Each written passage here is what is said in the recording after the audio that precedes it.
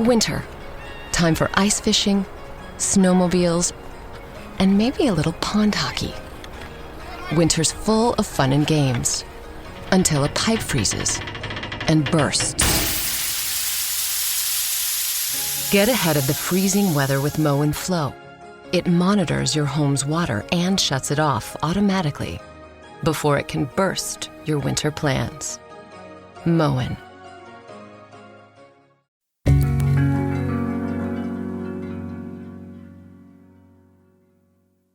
In 1962, Roz Louie was in her junior year of college at the University of Miami. One night, she went on a blind date with an aspiring doctor named John. The date went well. She and John hit it off. There was just one problem. John was in the Air Force and about to ship out to Alaska, some 4,000 miles away. But their connection managed to survive this great distance. That's because Roz and John got really good at writing back and forth. There were periods of time when letters were very important and we learned a lot about each other because we'd only had one date. At one point, John was sent to a remote island in the Aleutians called Shemya, pretty close to Russia. There was a dentist, a priest, and a doctor on this island, I think for 500 men doing very secret work. And the Jesuit priest said, the only way you're going to keep your sanity, John, is for you to letter tape. And that's how we began the letter taping back and forth.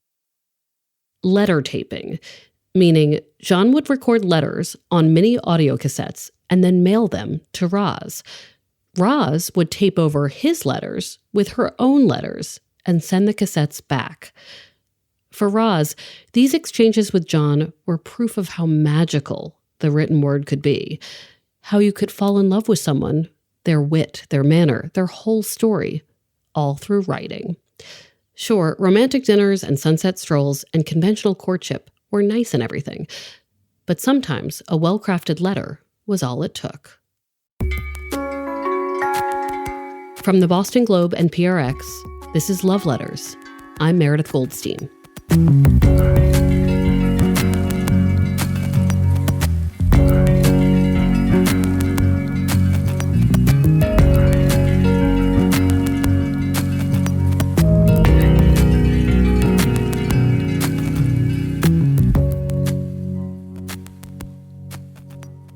I don't really buy it when people say, oh, love only comes to you when you're not looking. It'll happen when you stop trying. If I've learned anything, it's that finding love and then sustaining it takes real work. It takes intention. But I do think it's true that we don't know, that we can't know, when life is going to throw someone important in front of us. Call it chance, or fate, or maybe God. Call it whatever you want. When these moments come, they force us to confront a big question. Is my heart open to love, or is it not? Today's story is all about that. Being open, remaining open, across 6 decades, multiple states, one bowl of pea soup, and a whole lot of letters. It begins with that blind date between Roz and John in the early 1960s. It ends somewhere quite different. Let me start by telling you a little bit more about Roz, who lives part of the year in the Boston area, the warm part. Hi, my name is Roz Louie. I am 81 years old, and I guess I would call myself a snowbird. I live 6 months of the year in Cambridge and 6 months of the year in Palm Beach Gardens, Florida. Roz grew up in a middle-class family in St. Louis. She was the oldest of 3 girls. I was the babysitter of my younger sisters for a good part of the time, but had a very normal, I would say, childhood. And because my parents were fairly cultured, introduced us to a lot of music and dance and theater. And so I'd say that our growing up years were very rich.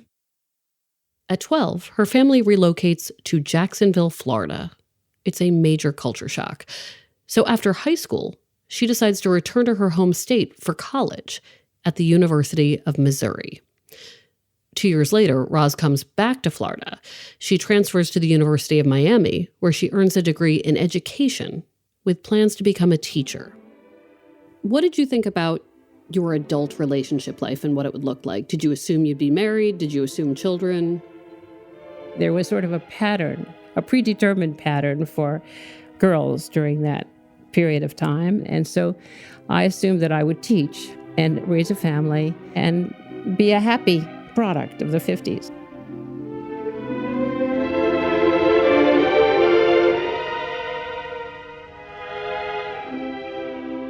This is when John comes into the picture. There's one thing I haven't told you about Roz. When she and John go on that blind date, she's actually seeing someone else. At what point did you break up with the person you were dating and become more involved in this? I think at this point I might have been sort of burning the candle on both ends. Solid.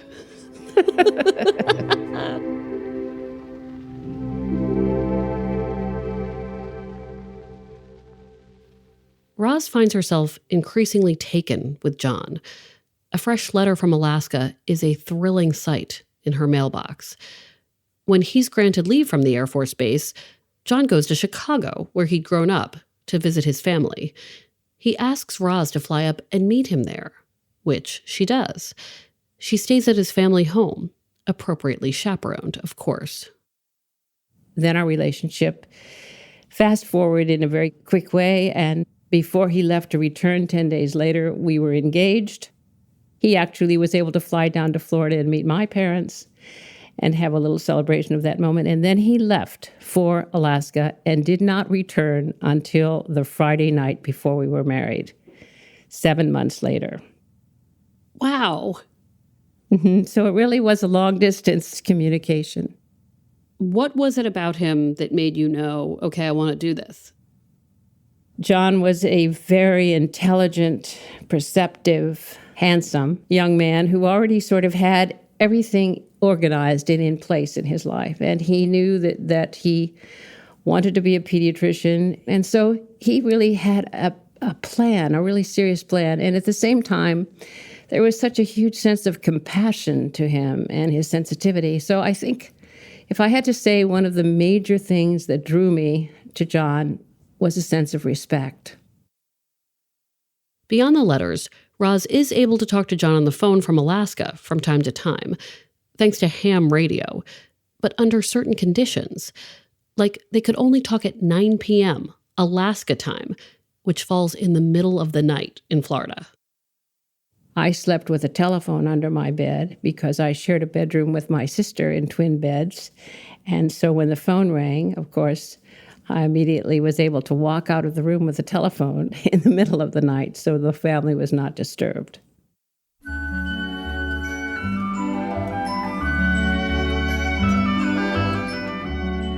Roz and John get married in June of 1963 in Miami. They honeymoon in San Juan, Puerto Rico. Roz then flies back with John to Anchorage, Alaska, for him to complete his Air Force service. Anchorage is a huge adjustment.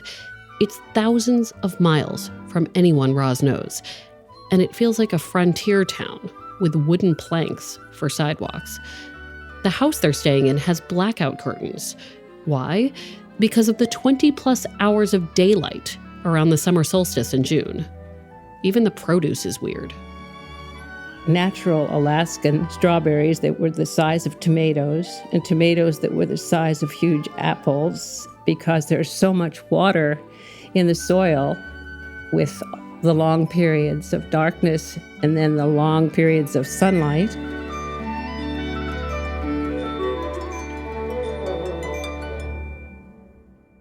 After John completes his service, he and Roz hop in a green 1955 Pontiac and drive the Alcan Highway from Alaska through Canada, all the way back to Chicago. That's where John resumes his medical residency in pediatrics. Roz starts her teaching career at an area high school. For the next decade, their life resembles that post-war domestic tableau Roz had imagined. They have 2 kids, a girl and a boy. They're back and forth from Chicago to New York as their careers blossom. John in medicine, Roz teaching high school English. I know marriages are complicated and nuanced and not always 100% perfect, but you had a happy marriage. Yes, absolutely. A very interesting and happy marriage. And truly, there are always bumps in the road, but we had this, I would say, a very honest communication between us. And we, I think, appreciated and respected each other for our strengths and our weaknesses. Now imagine that montage in the movies of a busy, happy family life. A big move to New Orleans when John takes a job at Tulane University. Lots of professional changes and accomplishments for both of them. The kids growing up and moving out. And then finally, the prospect of a long and happy retirement. They buy a condo in Palm Beach Gardens, Florida. They expect to have many years traveling, playing golf and bridge, and just enjoying one another's company. All those plans suddenly change in April of 2007.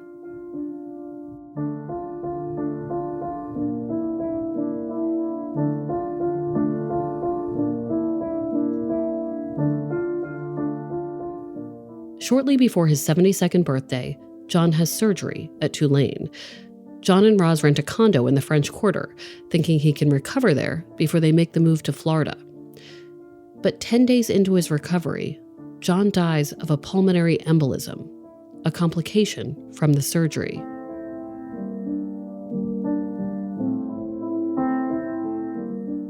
John's death was a shock because he was a very healthy 71-year-old man, prime of his life, I would have to say, or the continuing prime of his life, but very healthy. It really brought his colleagues from all over the world to honor him in a memorial service that was held in the auditorium at Tulane. And it was filled beyond capacity. People were sitting in the aisles. It was really an honor. Roz is barely 65 at this point. Her son and daughter help her move to the condo in Palm Beach Gardens, where she does have some friends. But her future looks very different from how she'd imagined it. Once everyone left, and I remember it was Memorial Day, it was in May, and I was alone, I then began these sort of daily walks, twice a day, around this beautiful gated community, and had my own personal sort of conversations, and realized that I was grateful, on the one hand, that John had died without suffering, and that he had died without having a heavy burden to deal with in an illness. Roz has her friends and her supportive children, yes. But more than anything, it's her self-reliance and independence that get her through.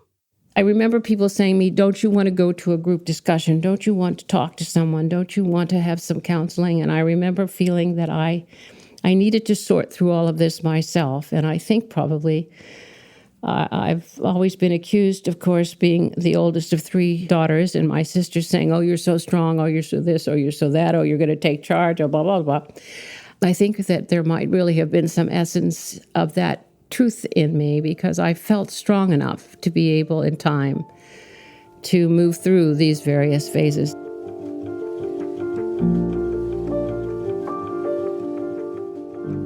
I think I was angry for a period of time that John died, but having no regrets that I was there with him to the very end. And he was very conscious, knowing that something was wrong. And it was sort of a shocking closure, but a sense of closure. So I didn't have a lot of regrets other than a sense of loss.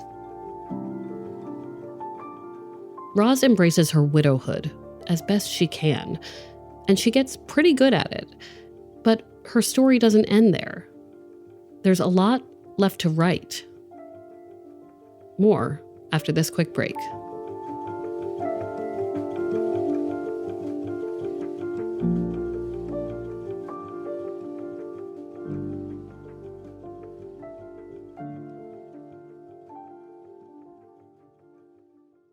Here at Life Kit, NPR's self-help podcast, we love the idea of helping you make meaningful lifestyle changes. Our policy, don't be too punishing on yourself or too grand in your goals, which is why we've got shows on how to help you make little nudges to your behavior and create habits that stick. Join Life Kit to get the tools you need. Listen to the Life Kit podcast from NPR. Now they always What's going on? It's Posty. I just created my own Oreo, and it's seriously the best Oreo ever. Pick it up in stores.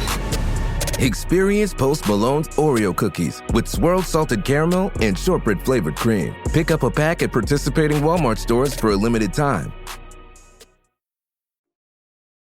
Okay, we're back. So after some time passes, Roz's friends start gently asking her, would you consider dating again? Is that something you might want? At one point, Roz is on a trip with some friends to Maine. We were in a group of people, and someone whom the friends knew said, you know, Roz, I know a really nice gentleman I'd love you to meet. I think you and he would enjoy keeping company. And I remember bursting into tears and thinking, oh no, I feel as though I had a soulmate. I'm not looking for love. I'm not looking for companionship. There were moments when I was lonely, but I would have to say honestly that I'm not a person who needs to be constantly in a social environment. I'm not a loner by any stretch of the measure of expression, but I don't mind my own company.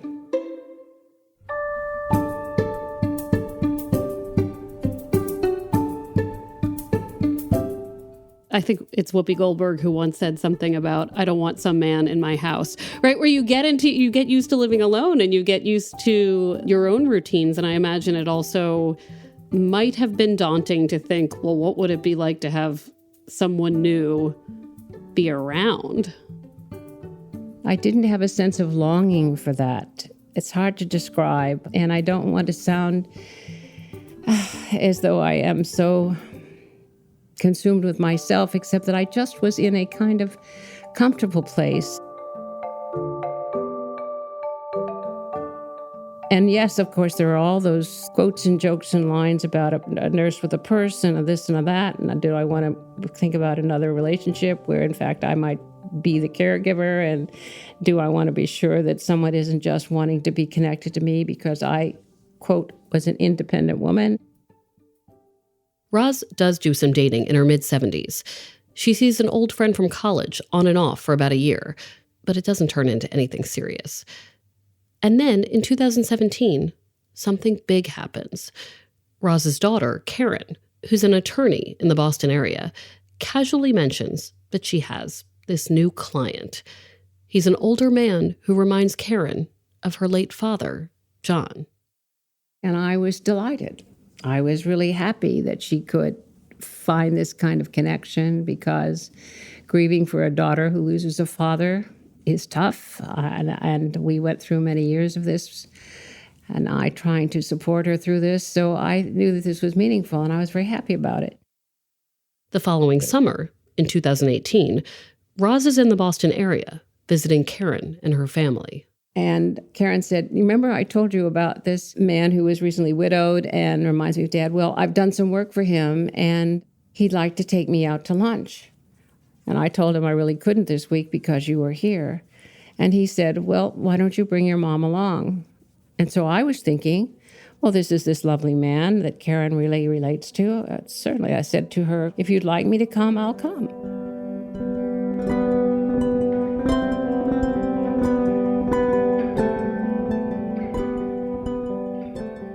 Did you have any sense that this was like a setup or just...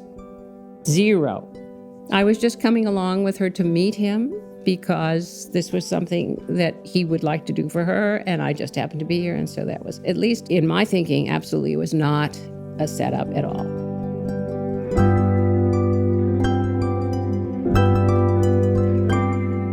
There's this exhibit on Impressionism at the Museum of Fine Arts in Boston. Karen gets tickets for the three of them, Karen, Roz, and this man, whose name is Ralph.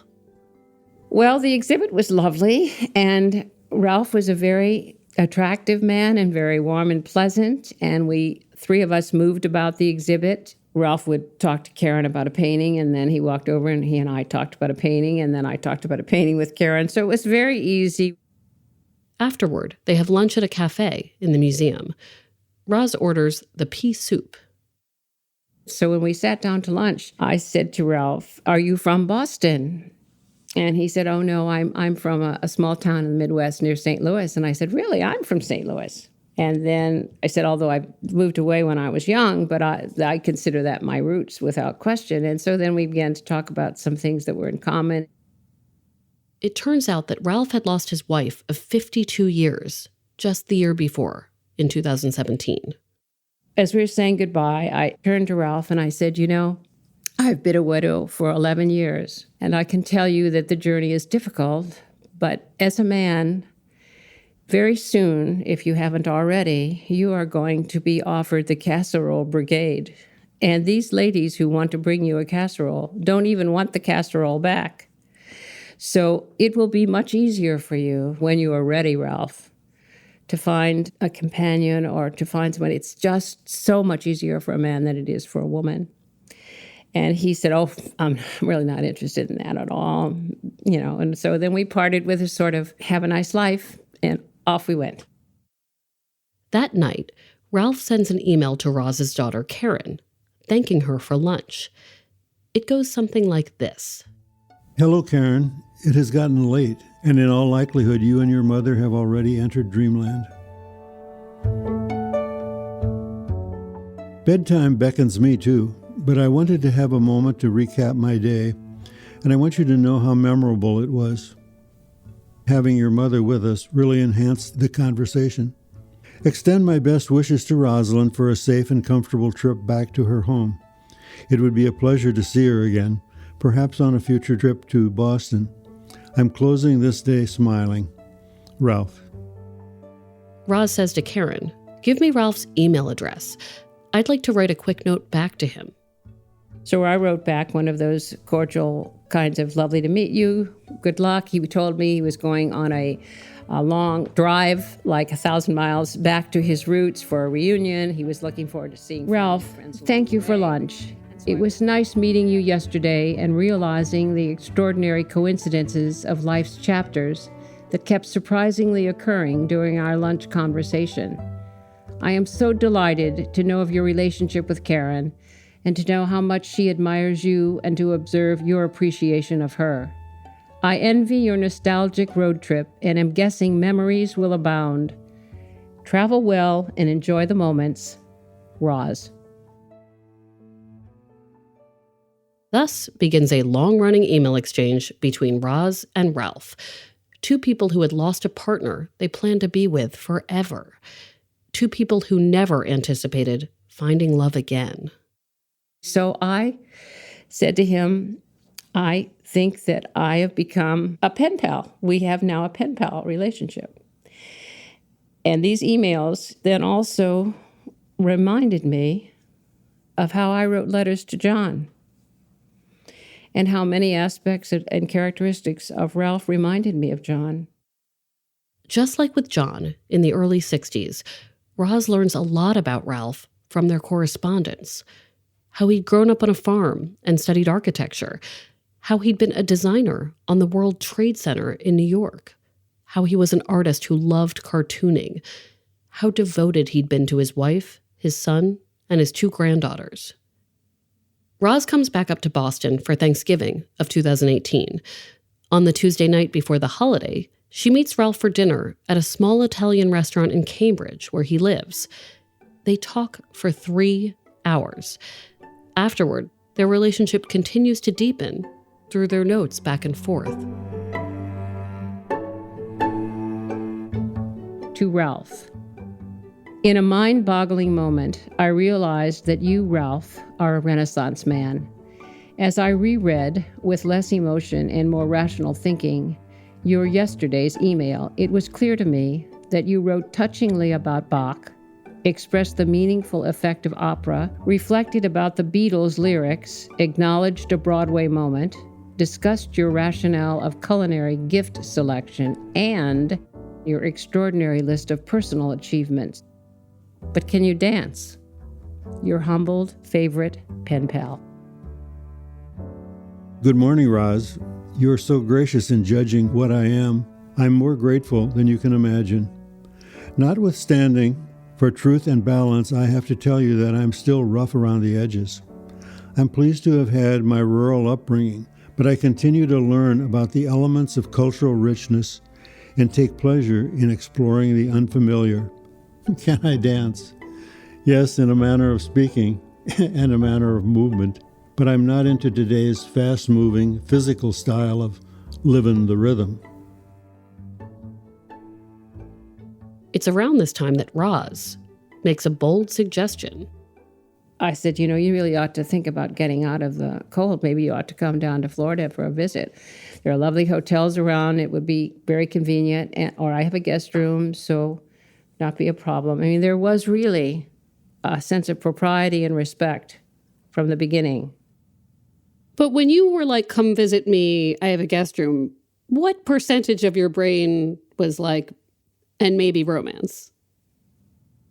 If I had to put a quantifiable number on it, maybe 30%.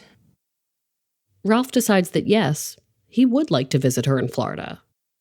He came down for a few days and we had this lovely time. I showed him around. We talked at great length. He went back. We continued our communication. And I decided that no one was going to know that he was there on that first trip because I didn't want all of these ladies and all of these other people discussing something that wasn't. What did Karen say? I don't know that I asked Karen. She knew that we were communicating. She knew that there were emails. She knew when I stayed with her that there would be a phone call at a certain time in the evening. And as she described it, I would go into the bedroom like a teenager and have this conversation. It's very interesting how roles reverse.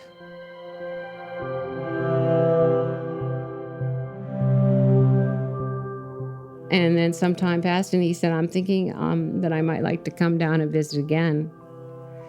And that happened some months later. And then when I came up, it was clear that I was going to spend time with Karen, with him in the summer, and then on more time with him in his home and more of a comfortable kind of growing relationship. Time was passing and we weren't young with a lot of time to plan. So we decided to share our time together. Their connection is clear, but there are some things to consider. First, Ralph has to work through what a new relationship would mean in terms of his loyalty to his late wife. Also, he and Roz come from different religious backgrounds. She's Jewish, and his Christian faith is really important to him. At what point is it clear to both of you this is a romantic relationship? Let's acknowledge this. I don't know that I can be specific about a date. I would say that after his second visit, it was clear that there was more to this than just being a pen pal. The signs of romance were very clearly there.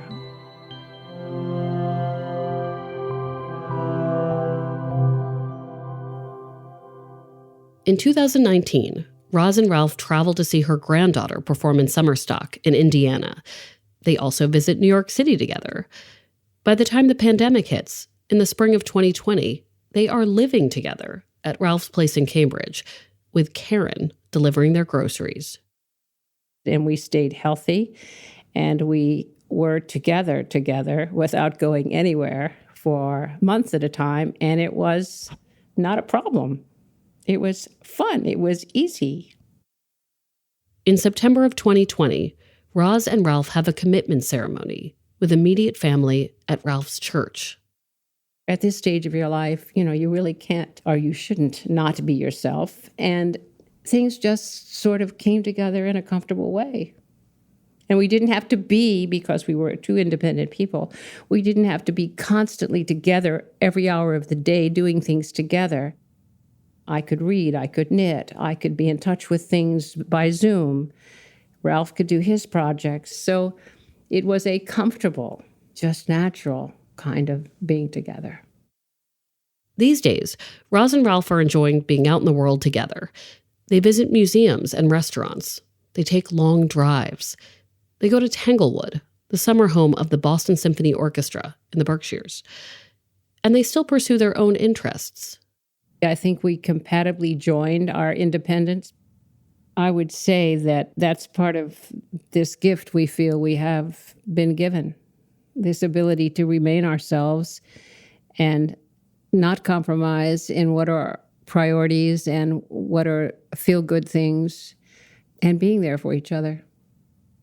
There's so many ways to feel safe by saying no to possible change. And I wonder what it is about you or the experiences you've had that made it possible to be open to this. I do think that part of this rich next chapter in our lives was because we were open and we were accessible. When you certainly reach a point where you accept yourself and you know you aren't perfect and you have to live a lot of years and get a lot of wisdom in order to reach that point. If you then are open and you happen to be fortunate enough to meet someone who is exactly that kind of way as well, then never becomes a no-no word. Of course, I had to ask Ralph, what makes a good love letter? I would say have a romantic attitude. Always think in terms of the pleasure one provides. Take the more sweet, precious thoughts that you have and use them when you can, when it's appropriate. Being with Roz is constantly a delight. And when we are in private, it's particularly sweet. Maybe it's still early enough in our life that it's still fresh when we do things together or see each other. We've only been 4 years or so, and we're hopeful that it's going to go many more years. Our job, I guess, is to keep the love alive. Thank you so much, Ralph. Well, you're very welcome. Thank you so much, Roz. Thank you, Meredith. Thank you for the opportunity to share the moment. You can read more about Roz and Ralph's story in a book they've co-written called Beyond Beyond, A Chance Encounter, A Digital Courtship, and the Language of Love. Find it in bookstores and online.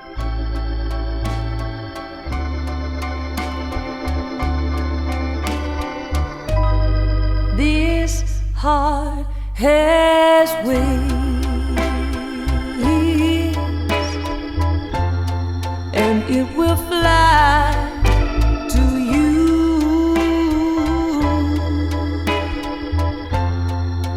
This heart, it sees sweet words to you.